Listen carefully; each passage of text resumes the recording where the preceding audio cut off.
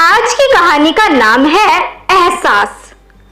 बहू, बाजार जा रही हो? सर्दी का मौसम आ रहा है, मेरे लिए 2-4 जोड़ी मोजे ले आना। एक दिन में एक मोजा सूखता नहीं है। क्या किया जाए, बुढ़ापे का शरीर है, बहुत जल्दी ठंड भी लग जाती है। और हाँ बहू, अंकित से कहना गैस वाली दवा खत्म हो गई है, वो मंगवा देना। तुम्हें अगर रास्ते में कहीं दवाई की दुकान मिले तो तुम ही ले आना। किस लिए अंकित को परेशान क्यों करोगी तुम? सुधा जी अपनी बहू विशाखा से कहती हैं। विशाखा बोली, मम्मी जी, आप घर में किसी को भी जब भी बाजार जाते देखती हैं तो अपनी कोई ना कोई डिमांड रख देती हैं। अभी पिछले साल ही तो मैंने 2 जोड़ी मोजे आपके लिए मंगवाई थी, कहाँ गए वो? और अभी परसों ही तो गैस वाली दवाई आप ले रही थी, इतनी जल्दी खत्म भी हो गई।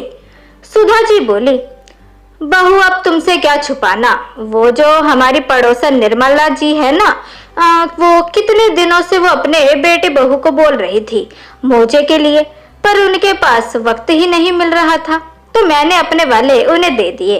बेचारी ठंड से परेशान हो रही थी। और जहाँ तक गैस वाली दवाई की बात है, जब मैं पिछले हफ्ते गाँव गई थी तो तुम्हारी चाची सास को गैस की बड़ी दिक्कत हो रही थी, तो मैंने वो दवाई उन्हें दे दी और बता दी कि खाना खाने के आधे घंटे पहले 1 हफ्ते लगातार ले, हर रोज 1 गोली लेंगी तो ठीक हो जाएंगी। उन्होंने मुझसे पूछा भी कि ये दवाई आपको किसने सुझाई, तो मैंने तुम्हारे बारे में बताया, तो तुम्हारी तारीफ भी कर रही थी। विशाखा बोली, मम्मी जी आप भी हद करती हैं। हमने कोई घर में फार्मेसी या धर्मशाला खोलकर नहीं रखी है जो आप अपनी चीजों को बांटती रहती हैं। पता है इन चीजों के पैसे लगते हैं, हमें भी ये मुफ्त में नहीं मिलता। आप तो इस तरह चीजों को बांटती हैं जैसे खुद कमाकर पैसे लाती हैं। ये आखिरी बार होगा जब मैं आपको मोजे लाकर दूंगी। अगर आइंदा से आपने किसी को दिया तो मुझसे उम्मीद मत कीजिएगा कि मैं फिर से आपको लाकर दूंगी। फिर पुराने दिनों की तरह सलाई ऊन करके खुद ही अपने मोजे बुनती रहना। इतना कहकर विशाखा चली गई। शाम में सुधा जी बैठकर टीवी देख रही थी। तभी अंकित घर आया और बोला, क्या माँ पूरे दिन टीवी देखती रहती हो, कोई और काम नहीं है क्या? मुझे तो बचपन में कहती थी कि ज्यादा टीवी देखने से आंख खराब हो जाती है। आपको पता है बिजली का बिल कितना आता है? और ये विशाखा दिख नहीं रही, कहाँ गई? सुधा जी ने तुरंत टीवी बंद कर दिया और बोली, बेटा घर में कोई था नहीं, इसीलिए मैं टीवी देखने बैठ गई। और बहू लगता है बाजार गई है, बहुत देर हो गई है, अभी तक आई क्यों नहीं है? तभी उधर से विशाखा आई और बोली, मम्मी जी पूरी बात बताया कीजिए, आधी अधूरी बात बताकर घर में कलेश मत कराइए। सुधा जी बोली, बहू मैं तो बस बता रही थी कि। तभी विशाखा बोली, ये क्यों नहीं बताया कि आपका सामान लेने ही मैं गई थी? अंकित बोला, कौन सा सामान? विशाखा बोली, आपकी माँ आजकल त्याग की मूर्ति बनी फिरती है, कभी दवाई कभी मोजे, अपना सामान दूसरों को दान करती रहती है, फिर मुझे बाजार से लाने के लिए कहती है। अंकित बोला, माँ ये क्या सुन रहा हूँ मैं? आप इतनी लापरवाह कैसे हो सकती हैं? चीजों को ख्याल रखना भूल गई हैं क्या आप? अगर ऐसे ही चलता रहा तो अब मुझे और आपकी बहू को आपकी हर एक चीज का हिसाब लेना पड़ेगा। अंकित इतना सुनाकर अपनी पत्नी के साथ कमरे में चले गया। पीछे से सुधा जी का चेहरा उतर गया। कुछ समय बाद अंकित अपनी पत्नी के साथ कहीं घूमने जा रहा था। सुधा जी बोली, बहू मेरा शुगर फ्री वाला च्यवनप्राश और हॉर्लिक्स खत्म होने वाला है, बाजार जाओ तो लेती आना। विशाखा बोली, मम्मी जी हम जब भी बाहर कहीं जाते हैं आप जरूर टोकती हैं, क्या ये सारा सामान खत्म हो गया है? वो बोली, नहीं बहू अभी 2 दिन का है, इसीलिए तुम्हें बता रही हूँ। अंकित बोला, माँ 1-2 दिन अगर च्यवनप्राश और हॉर्लिक्स नहीं खाओगी तो कमजोर नहीं हो जाओगी। इतना कहकर वो दोनों चले गए। उनके जाने के कुछ समय बाद तक दरवाजे की घंटी बजी। सुधा जी ने जाकर देखा तो उनके पति के पुराने मित्र रामलाल जी आए थे। दोनों बैठकर बातें कर रहे थे। रामलाल जी बोले, भाभी जी संपत भाई का पेंशन जो 6 महीने में रुका हुआ था वो अब चालू हो गया और उसमें कुछ इजाफा हुआ था, इसीलिए आपके दस्तखत लगेंगे। मेरी भी तबीयत ठीक नहीं रहती, इसलिए मैं बार बार नहीं आ पाऊंगा। आपने जो कहा था उसके लिए मैंने बैंक में किसी से बात कर ली है, वो आपके सारे पैसे आपके गांव वाले अकाउंट में ट्रांसफर कर देंगे। और ये एटीएम कार्ड रखिए, जब भी आपको पैसे की जरूरत हो तो इससे निकाल लीजिए। सुधा जी बोली, रामलाल जी, इनके जाने के बाद आपने मेरी बहुत मदद की है। क्या बताऊं, बेटे बहू के साथ रह रही हूँ, मेरी वजह से इनके खर्चे काफी बढ़ रहे हैं। ये तो चले गए पर मेरे बुढ़ापे का इंतजाम करके नहीं गए। इस शहर में कुछ अपनापन नहीं लगता। मेरी वजह से आपको दूसरे शहर में यहाँ आना वाना पड़ता है, इतनी तकलीफ उठानी पड़ती है।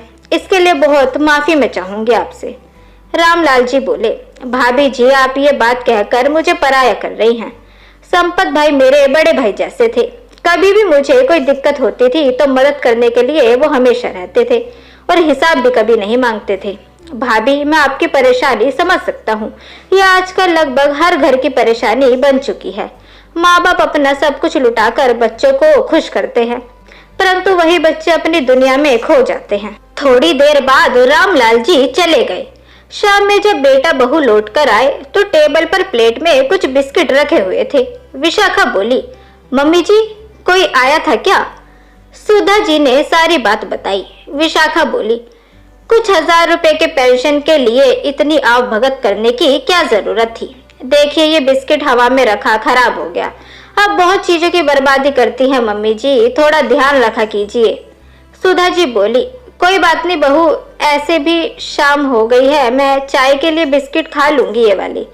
अंकित बोला, माँ आपकी उम्र हो गई है परंतु अकड़ नहीं गई।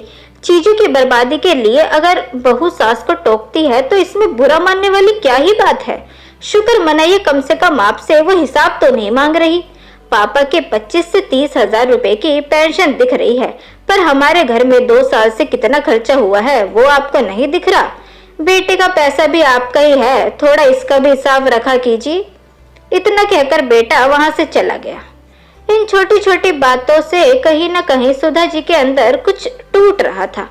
वो हर रोज सोचती थी कि जिस बेटे से आज तक मैंने कभी हिसाब नहीं मांगा, वो बुढ़ापे में मुझसे हर चीज का हिसाब रखना चाहता है। यही सोच रही थी कि अचानक फोन की घंटी बजी। गांव में सुधा जी की सहेली दीपा से उनकी बात हुई। जब उन्होंने अपने मन की सारी बात बताई तो दीपा जी ने उनको बताया। उसे सुनकर सुधा जी के पैरों तले जमीन निकल गई। दीपा जी बोली, तुम्हारे बच्चे तो तुमसे हिसाब मांग रहे हैं, मेरे बच्चे तो मुझे टूटे फूटे गांव के घर में छोड़कर चले गए और वापस पलटकर तक नहीं देख रहे। वो तो अच्छा है कि पति की पेंशन पर अपना हक नहीं जमा सकते। आज वही सहारा है मेरा। मैं सुख शांति से 2 रोटी खाकर यहाँ के ऐसे तैसे जी रही हूँ बस। सुधा जी बोली, दीपा, क्या अकेले रहना सही है? दीपा जी बोली, वहाँ अपनों में ही तो हम अकेले ही हैं, यहाँ पराये में भी उतना अकेलापन नहीं महसूस होता। 2-3 दिन तक सुधा जी दीपा की कही हुई बातों को सोच रही थी। इधर बेटा और बहू आए दिन किसी न किसी बात पर उनसे हिसाब लेते रहते। एक रोज सुधा जी ने अपने लिए कुछ निर्णय लिया। वे बेटे बहू को अपना फैसला सुनाया। मैं अब गांव जाकर रहना चाहती हूँ। अंकित बोला, माँ अगर जा रही हो तो ये याद रखना कि मैं वहाँ आकर आपसे मिलने नहीं आ पाऊंगा। मुझे छुट्टी भी नहीं है और मैं यहाँ से छोड़कर भी नहीं जा सकता। हाँ, मैं ड्राइवर को कहता हूँ, वो आपको छोड़ाएगा। सुधा जी मुस्कुराते हुए अपने सामान को समेटने लगी और बोली, बेटा तुम निश्चिंत रहो, मैं तुम्हें कभी परेशान नहीं करूंगी और ना अब तुम्हारा खर्चा बढ़ेगा। बस हो सके तो जब अंतिम सांस लूं तो अपना चेहरा दिखा जाना, ताकि जाकर उस भगवान से मैं हिसाब मांगू कि आखिर मैंने ऐसा क्या किया जो मुझे ऐसा लाल मिला। इतना कहकर सुधा जी निकल गई। आज 2 महीने हो गए। न अंकित ने सुधा जी को फोन किया और न ही सुधा जी ने अपने मन को दुखी किया।